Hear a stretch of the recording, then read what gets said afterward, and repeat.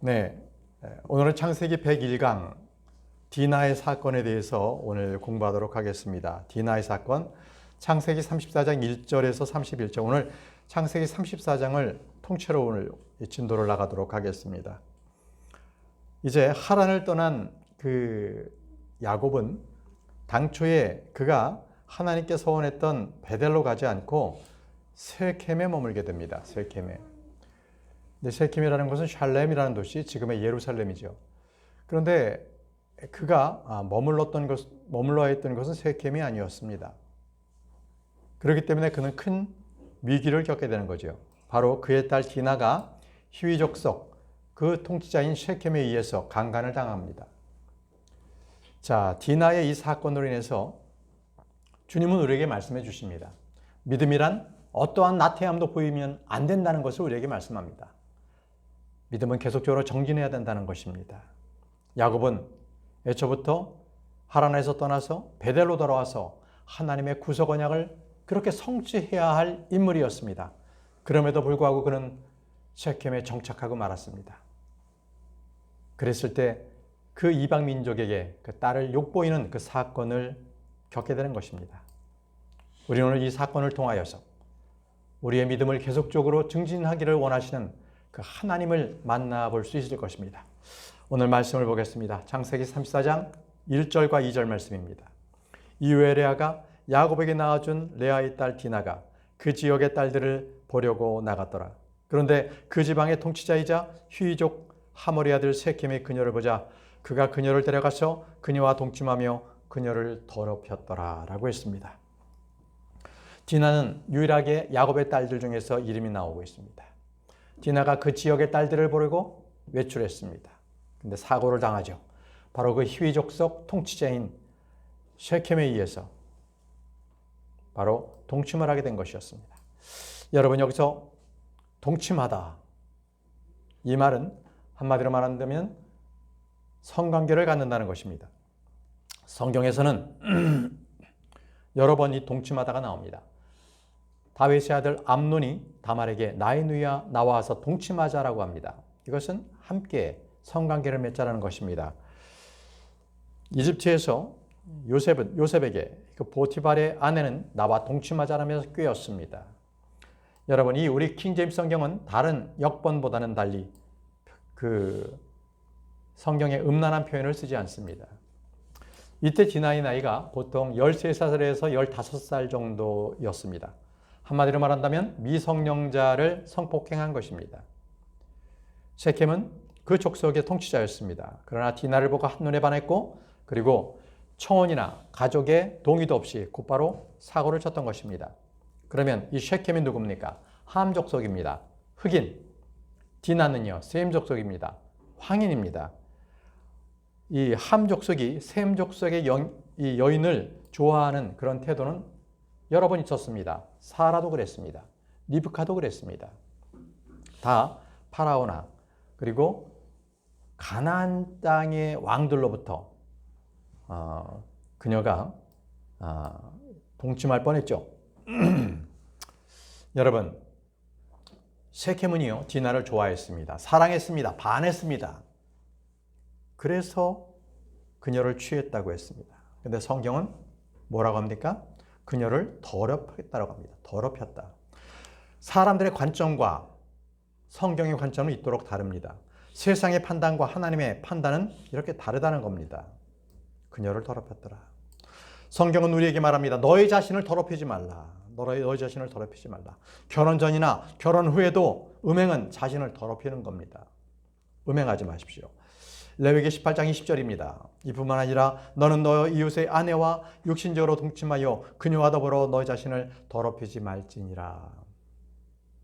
너 자신을 더럽히지 말지니라. 이것은 바로 이 결혼하고 난 이후에도 다른 여자와 동침한다. 이것은 자신을 더럽히는 겁니다.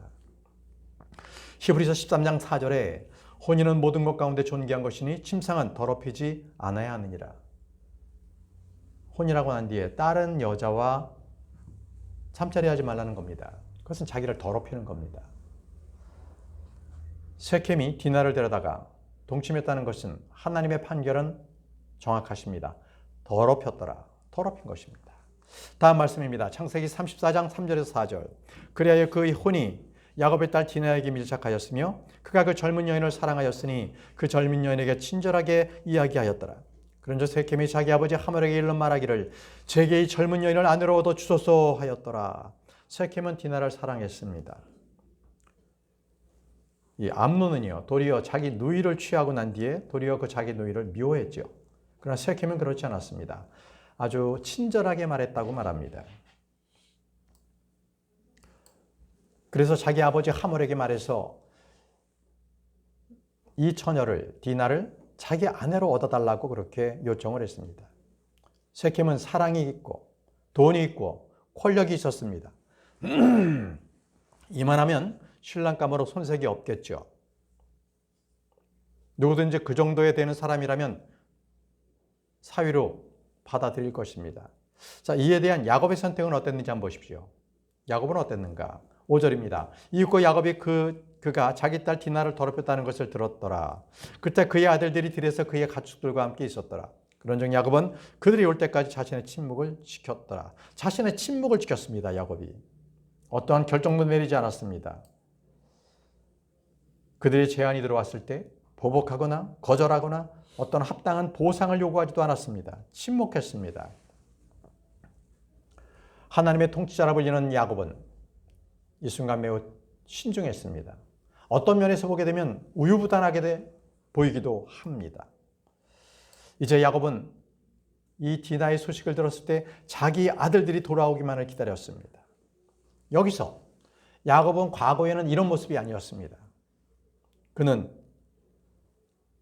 어떤 문제가 있으면 분명하게 자기가 꾀를 내서라도 그것을 처리하고만 성격이었습니다. 그러나 지금 야곱은 온갖 시련을 거치면서 믿음과 인내로서 그렇게 극복을 해왔던 것입니다. 그래서 믿음으로 야곱은 성숙해진 것이었습니다. 잠언 14장 17절에 급히 분노하는 자는 어리석게 처신하느니라라고 했습니다. 야곱은 급하게 분노하지 않았습니다. 또 에베소서 4장 26절에서 27절에 사도 바울은 이렇게 권면합니다. 너희가 화를 내되 죄를 짓지 말라. 너희의 경너 위에 해가 지지 않도록 하라. 또한 마귀에게 틈을 주지 말라고 했습니다. 화를 내는 것은 해지기 전에는 빨리 끝내야 됩니다. 그날 화해해야 합니다. 그것은 그렇지 않을 때는 마귀에게 틈을 주는 거라고 말씀하셨습니다. 여러분, 지혜 있는 자는요, 아무리 상대방이 잘못됐다 하더라도 순간적인 감정을 내보이면 안 됩니다. 언제나 일 처리를 순리적으로 해야 합니다. 어떠한 억울함을 당하고 그리고 감정을 상하는 일을 만날지라도 그것을 분노로써 그것을 표출해서는 안 됩니다. 순간적인 분노와 혈기를 인내로 다스리기 바랍니다. 다음 구절입니다. 6절에서 7절 말씀입니다. 그리고 세겜의 아버지 하몰이 나가서 야곱과 대화하려고 그에게 왔더라. 그리고 야곱의 아들들이 이것을 들었을 때 그들은 들에서 나왔더라. 그런즉 그 남자들은 비통해하였으니 그들이 몹시 경노하였더라. 야곱의 아들들이 자기 누이 디나가 더럽혀진 것을 보고 굉장히 비통했습니다. 경노했습니다. 이는 그가 야곱의 딸과 동침함으로써 이스라엘 가운데 마땅히 벌어져서는 안 되는 어리석인 짓을 벌인 까닭이라고 했습니다. 여러분, 야곱의 아들들이 비통해하고 몹시 경노했습니다. 그리고 세겜의 한 일에 있어서 이스라엘 가운데 마땅히 벌어져서는 안 되는 어리석은 짓이라고 규정했습니다. 이것이 바로 음란에 대한, 성폭력에 대한 당대의 도덕이요 의식 수준이었습니다. 여기서 이 말씀에 주의해야 될 것은 이스라엘이라는 겁니다. 이스라엘은 더 이상 야곱의 한 개인의 이름이 아니었습니다. 이제부터 집단의 이름으로 이스라엘이 쓰입니다. 지금은 국가 이름이 이스라엘이죠. 한 민족 이름도 이스라엘입니다. 하몰은 야곱과 그의 아이들의 비탄에 잠긴 그 분노의 모습에 그 모습들을 보았죠. 다음 구절입니다. 창세기 34장 8절에서 10절입니다. 그런데 하몰은 그들과 대함에 같이 말하였더라. 자, 그 아들들이 굉장히 비통해하고 경노하는 것을 바로 하몰은 봤어요. 그리고 이렇게 얘기합니다. 내 아들 세겜의 혼이 너희 딸을 간절히 원하는도다. 내가 너에게 간구하노니 그녀를 그에게 아내로 달라. 그리고 우리는 그리고 너희는 우리와 함께 혼인을 맺고 너희 딸들을 우리에게 주고 우리의 딸들을 너희에게로 데려가라. 그리하여 너희는 우리와 함께 거하리라. 그리하면 그 지역이 너희 앞에 있으리라. 너희는 그 안에서 거하고 거래하며 너희는 그 안에서 소유들을 얻으라는 겁니다. 자, 우리가 서로 화평하게 되면서 서로 딸들을 데려다가 결혼하고 해서 우리가 한 족속이 되자는 겁니다. 그 제안합니다. 그녀를 그에게 아내로 달라는 것입니다. 인적인 물적 교류를 통해서 화합하자는 겁니다. 통합하자는 것입니다. 씨를 혼잡하자는 겁니다. 여러분, 씨를 혼잡해야 하는 것이 하나님의 뜻입니까? 그것은 그렇지 않습니다. 하나님은 씨가 통합되는 것을 원치 아니하십니다. 여기서 하모리 말이죠. 야곱에게 4가지 제안을 합니다. 4가지 제안. 한마디로 우리가 함께 결혼하자. 이것은 인종통합을 하자는 것입니다. 인종의 경계를 무너뜨리자 우리끼리. 2번째, 우리와 함께 거하자는 겁니다. 민족들이 함께 통합해서 민족의 경계를 무너지게 하자는 것입니다. 3번째, 그 지역이 너희와 함께 있으니 그 안에 거하라는 겁니다. 국가를 통일하자는 것입니다. 국가의 경계를 우리가 무너뜨려 버리고 우리가 함께 하자라고 제안합니다. 4번째, 그 안에 거하고 거래하며 소유를 얻어라. 경제적인 통합도 우리가 함께 하자는 것입니다. 이 4가지를 제안합니다. 그런데 이런 하몰의 제안에 대해서 주님은 분명하게 정반대의 말씀을 하셨습니다. 신명기 7장 1절과 3절 말씀 보십시오. 이것은 이스라엘 백성들이 가나안 땅으로 들어가기 전에 주님께서 주의하라 하시면서 주신 것인데 이렇게 말씀하십니다. 주 너의 하나님께서 내가 그것을 차지하려고 가는 그 지역, 가나안 지역이죠. 그 가운데로 너를 데리고 들어가시오. 내 앞에 많은 민족들 곧 너보다 강대하고 막강한 7민족인 히타이족, 기르가스족, 아모리족, 가나안족, 브리스족, 히위족과 여부스족을 쫓아내실 때에 뭡니까? 가나안 땅에 이런 7족속이 살고 있었는데 너는 그들과 혼인들을 맺지 말며 너는 너의 딸을 그들의 아들에게 주지 말며 너는 그들의 딸을 너의 아들에게 얻어주지도 말지니라. 뭐예요? 인종적인 통합 안 된다는 겁니다. 민족적인 통합 안 된다는 겁니다. 국가적인 통합 안 된다는 겁니다. 주님께서 분명히 너희는 순수하게 너희 민족성을 지키라는 것입니다. 다음 말씀입니다. 창세기 34장 11절에서 12절입니다. 그런 다음에 셰겜이 그녀의 아버지에게 와 그녀의 형제들에게 이같이 말하였더라.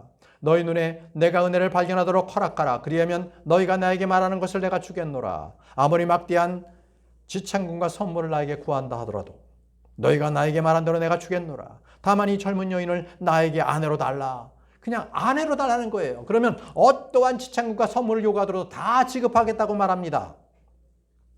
여러분, 이 결혼에 대한 지창금과 선물은요, 이미 율법에 나중에도 율법에도 이렇게 정해 놓으셨어요.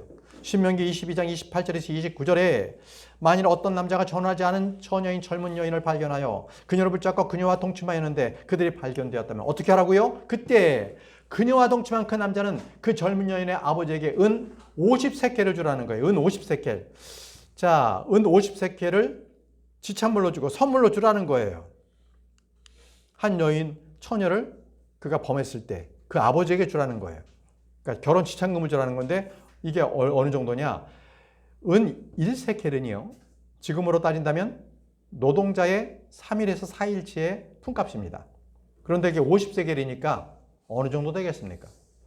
뭐 하루에 뭐 한 3, 40만 원을 만약에 이렇게 뭐 고급 그 숙련자들이 받는다고 했을 때 그 돈을 계산해 보게 되면 그 돈은 몇 천만 원 되겠죠. 그렇게 지참금을 주라고 율법에 명시가 되어 있습니다. 여러분, 여기서 봤을 때 하몬이나 셰켐은 분명히 그들은 율법에 의해서 다스림을 받은 전 시대의 사람들이었어요. 율법이 있기 전이었습니다. 그럼에도 불구하고 그들의 마음, 그들의 본성에는 율법이 기록되어 있었다는 것을 알 수 있습니다. 그들의 양심과 이성입니다. 마음속에 기록된 그 본성이 바로 율법이었습니다. 로마서 2장에는 분명히 말씀하십니다. 하나님을 모르는 자도 그들의 마음속에 주어진 그 법, 그 양심에 따라서 그것이 그를 정죄한다는 것입니다. 그러니까 나는 하나님의 말씀을 전해드릴 수 없기 때문에 나는 심판받지 않습니다. 억울합니다. 이게 아니라는 거예요. 너희 양심에 이미 율법이 주어졌다는 것입니다.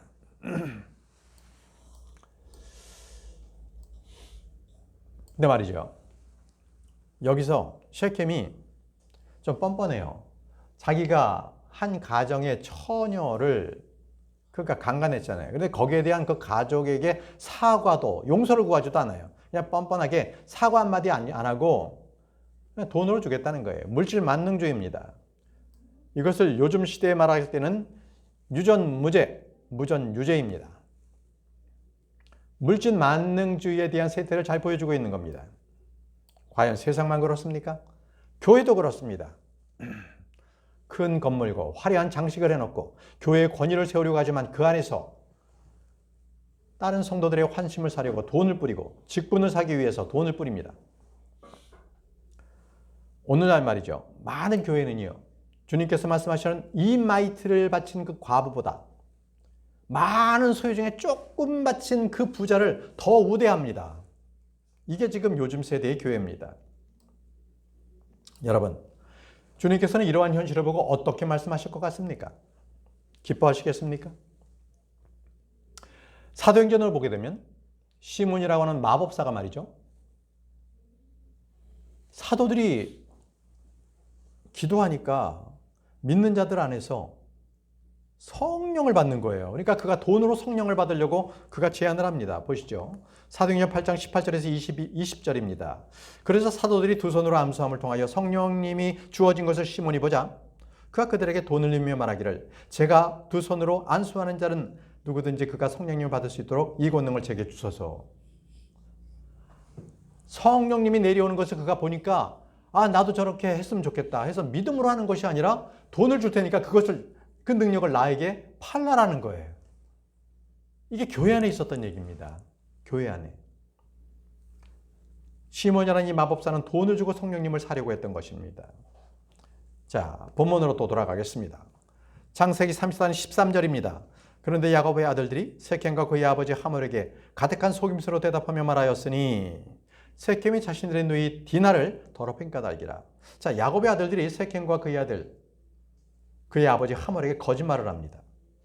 거짓말이에요. 왜? 복수하려고 거짓말도 합니다. 여러분, 크리스찬 말이죠. 아무리 목적이 좋고 목표가 좋다 하더라도 그 과정이 불법이면 주님께서 원치 아니하세요. 그 과정 또한 정당해야 합니다. 결과가 정당하듯이 그 과정 또한 선해야 하는 거예요. 골로새서 1장 10절에서 12절 말씀 보시면 이는 너희로 하여금 모든 일에 주께 합당히 살아가고 그분을 기쁘게 해드리도록 하려 함이니 모든 선한 행위에 저마다 열매로 가득하고 라고 했습니다. 모든 선한 행위에 저마다 열매로 가득하라는 거예요. 그러니까 결과만 좋으면 된다. 모든 수단과 방법을 가리지 마. 이거는 마귀가 하는 말입니다. 우리 그리스도인들은 결과가 올바라야 된다면 그 과정마저도 선해야 한다는 것을 말씀하고 있는 것입니다. 이것은 바로 빛 가운데 있는 성도들의 유산의 동참자들이 되기에 알맞다는 거예요. 우리가 빛 가운데 동참자가 되기 위해서 과정은 아주 그냥 개판으로 해도 되고 결과만 주면 된다. 그리고 그것을 주님은 원치 아니하신다는 거죠. 14절입니다. 그런즉 그들이 저들에게 이같이 말하였더라. 우리는 할례 받지 않은 누군가에게 우리의 누이를 주는 것은 이런 짓을 할 수 없나니 그것이 우리에게 치욕이기 때문이라. 그러니까 하몰과 셰켐에게 너희 족속이 우리 누이 디나를 데려가고 싶다면 할례를 받아라. 할례 받아. 할례 받지 않으면 우리는 그런 짓을 할 수 없다라는 거예요. 여러분, 할례가 뭡니까? 어떻게 할례를 그들의 어떤 정당성으로 이민족에게 결혼의 어떤 전제 조건으로 달 수가 있겠습니까? 원래 할례는요, 하나님께서 아브라함에게 언약으로 주신 증표였습니다. 아브라함에게 주신 언약의 증표, 그것이 이스라엘 백성들에게 유지가 되고 있는 겁니다. 그런데 그것을 이방민족에게 하나의 올가미를 씌우려고 할례를 받아라? 잘못된 거죠. 자, 보시죠. 창세기 17장 13절에 주님께서 아브라함에게 말씀하십니다. 너희 집에서 태어난 자와 너의 돈으로 사들인 자는 반드시 할례를 받아야 할 필요가 있느니라. 그리하면 나의 언약이 영원한 언약으로서 너의 육체 안에 있으리라. 바로 내가 너를 택했다. 너를 선택했다. 너는 바로 모든 민족 중에서 제사장 민족이야 라는 표시가 뭐라고요? 할례입니다.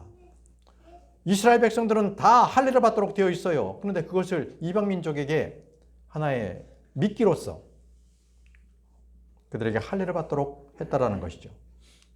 야곱의 아들들은 할례를 결혼의 전제 조건임을 선언했습니다. 할례라는 것은 하나님의 명령이지 인간들끼리 서로 거래하는 조건이 아닌 것입니다. 다음 말씀 보겠습니다. 창세기 34장 15절에서 16절 말씀입니다.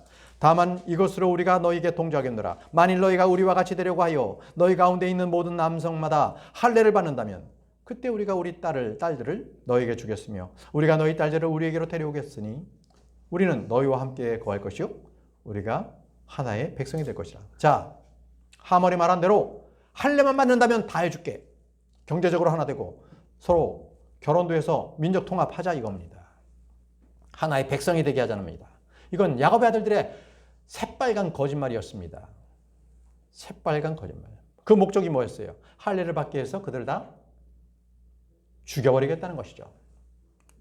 17절입니다. 그러나 만일 너희가 할례를 받으라는 우리의 말에 경청하지 않으려 한다면 그때 우리는 우리의 딸을 데려갈 것이요 우리가 떠날 것이라. 셰켐네가 디나를 좋아한다며? 사랑한다며? 그렇다면 너희 민족 모두가 너희 족속 모두가 할례를 받지 않는다면 우리는 디나를 데리고 떠나갈 것이라고 그렇게 엄포를 놓습니다. 그런데 이러한 아들들의 이러한 말도 안 되는 그러한 얘기를 야곱은 어떻게 했어요? 가만히 있는 거예요. 결국은 야곱은요, 자기 아버지 이삭을 속여서 그렇게 축복을 받았잖아요. 똑같이 지금 야곱은 아들들에게 그 권위를 인정 못 받는 꼴이 될 겁니다. 야곱은 한마디도 하지 못했어요. 다음 구절입니다.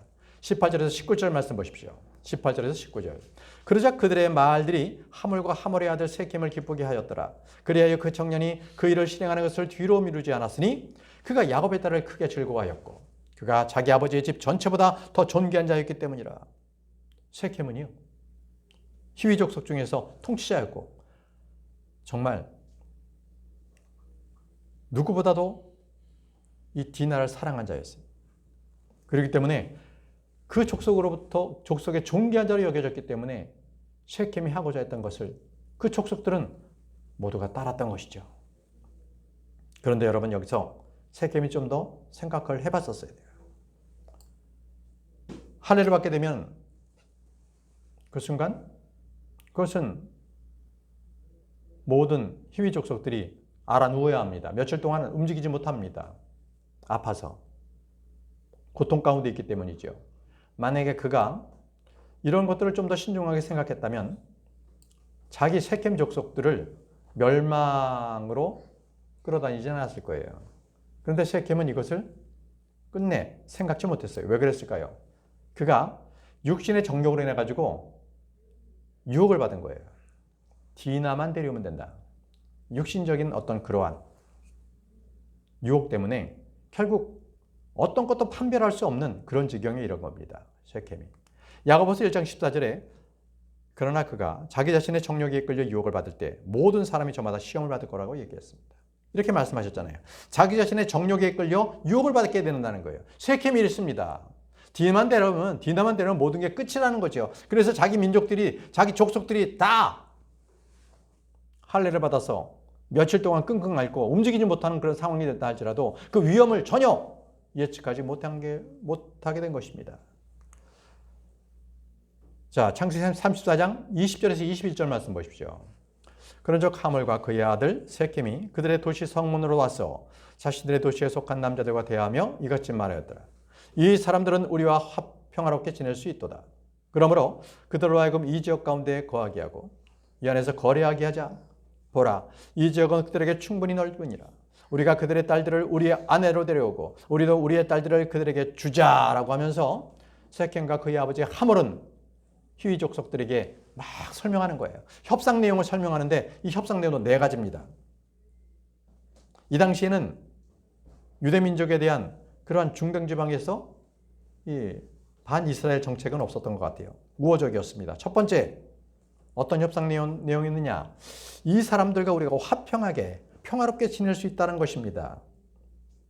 이것은 지금 유엔도 할 수 없고 바티칸도 할 수 없어요. 언제 이방인과 이스라엘 백성들이 화평하게 평화롭게 지낼 수 있나요? 천년왕국 때. 주님 오셔야만 가능합니다. 자, 두 번째, 이들의 협상 내용은 유대인들에게 이 지역 가운데 거하게 하자는 것입니다.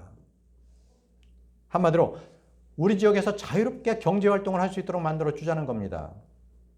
이 지역은 그들에게 충분히 넓다라고 얘기합니다.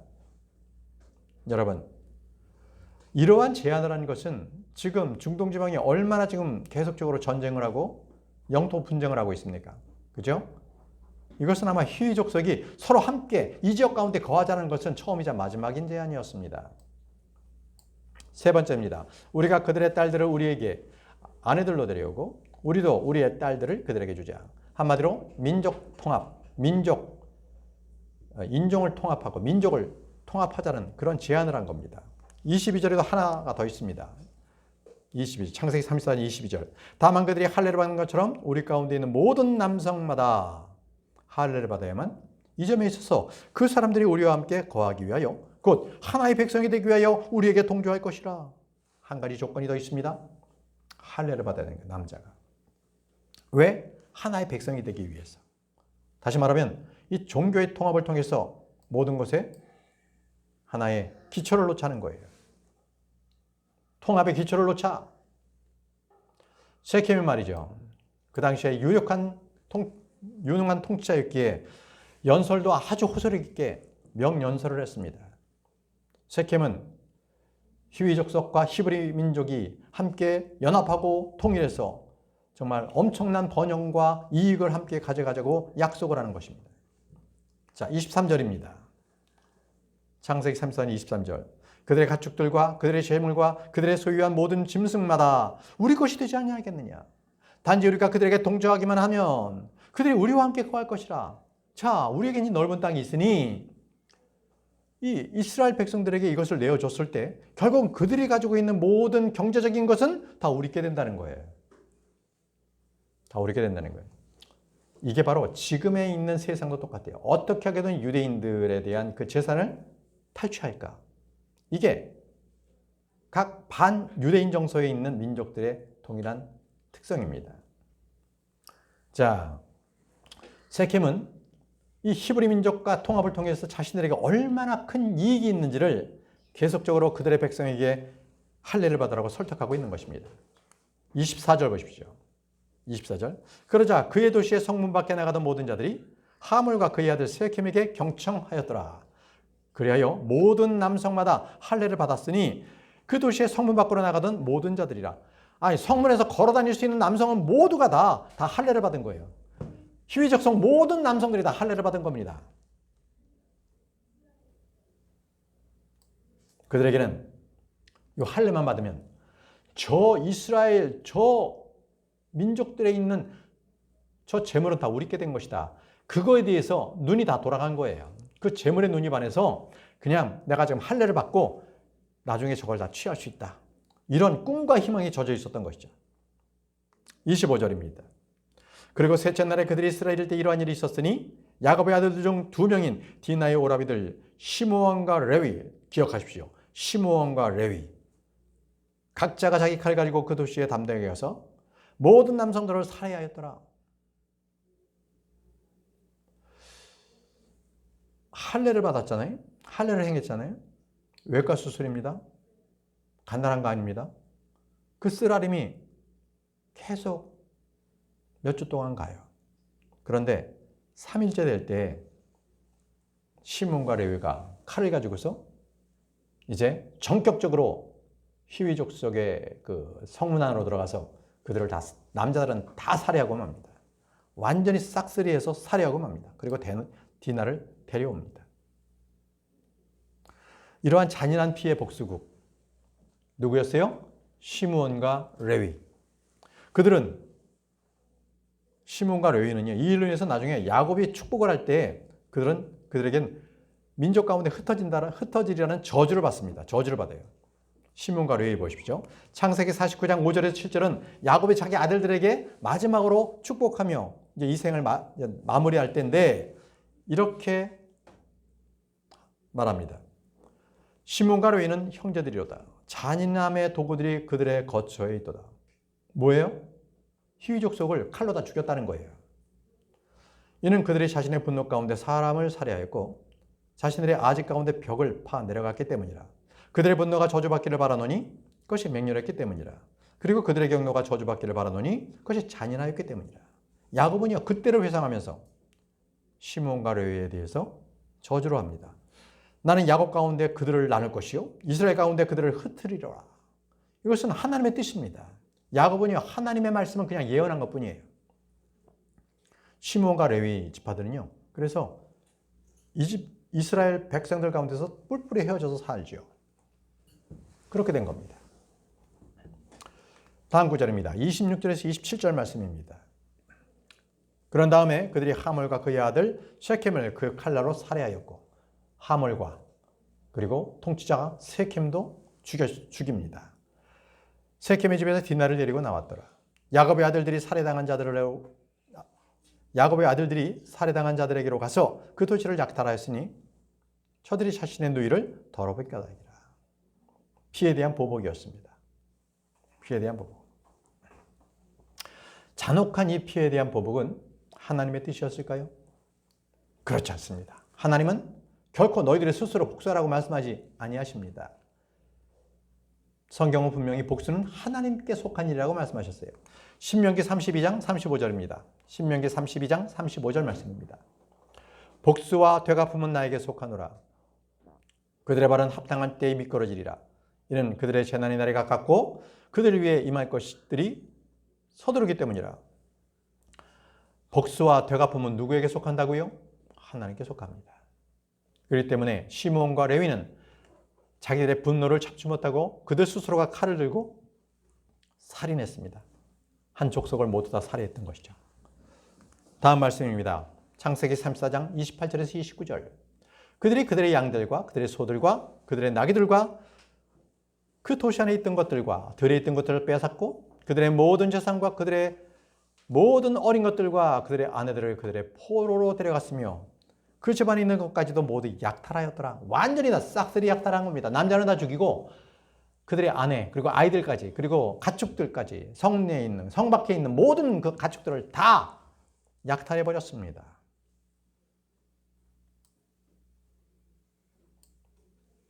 여러분 지금도 말이죠. 유대인과 그 주변의 아랍 국가들은 계속적으로 전쟁을 합니다. 서로 휴전을 해도 약속을 믿지 못하는 거죠. 바로 지금 창세기 34장에 기록된 이 살육 현장이 지금까지도 계속된다고 있다는 것입니다. 지금도 계속되고 있다. 자, 이제 오늘의 마지막 절 보겠습니다. 창세기 34장 30절 31절. 그러자 야곱이 시몬과 레위에게 말하기를 너희는 그 지역의 거주들 사이에서 그리고 가나안족들과 프리스족 사이에서 나로 하여금 악취를 풍기게 하여 나를 곤란하게 하였더라. 어떻게 너희들은 한 민족을 그렇게 살해할 수가 있느냐는 것이죠. 아주 악취를 풍겼다는 것이죠. 그리고 나를 곤란하게 했다는 것입니다. 그러니 내가 술적으로 열세이므로 그들이 나를 대적하여 자기들끼리 함께 모여 나를 살해할 것이라. 그리하면 내가 멸망하게 되리니 나와 내 집이 그리 되리라 하였더라. 그러자 그들이 말하기를 아들들이 말합니다. 그가 우리 누이를 마치 창녀를 대하는 것처럼 대하여야 하리까 하였더라. 자, 야곱은요 사전에 이 아들들의 행위를 막지 못하고 사후에 질책을 했습니다.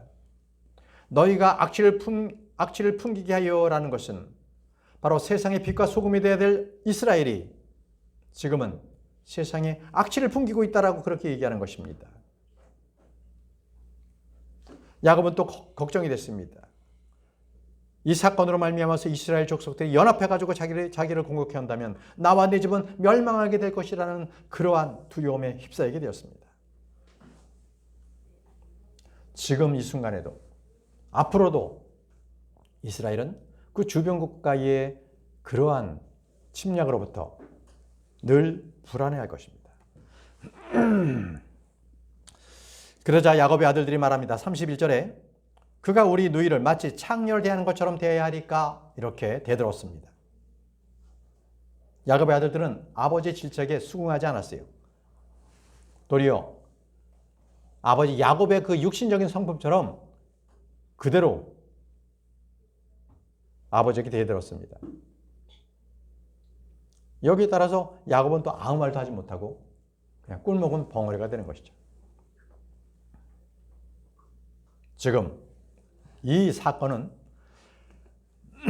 믿음의 경주를 가야 되는 죄송합니다. 믿음의 경주를 가야 되는 그 야곱이 애초에 서원했던 베델로 가지 않고 그 장소를 쉐켐으로 옮기는 바람에 디나의 사건이 발생되었습니다. 저와 여러분들도 계속적인 믿음의 정진을 하지 않고 중간에 멈춰버린다거나 포기해버린다면 반드시 사탄은 바로 그 작은 틈을 타서 여러분들을 공격할 것입니다. 여러분, 우리에게는 언제나 주님의 말씀에 따라서 언제나 그 말씀에 순종하며 주님만을 바라보며 그렇게 정진해야 할 것입니다. 자, 오늘은 여기까지 공부하겠습니다. 기도하겠습니다.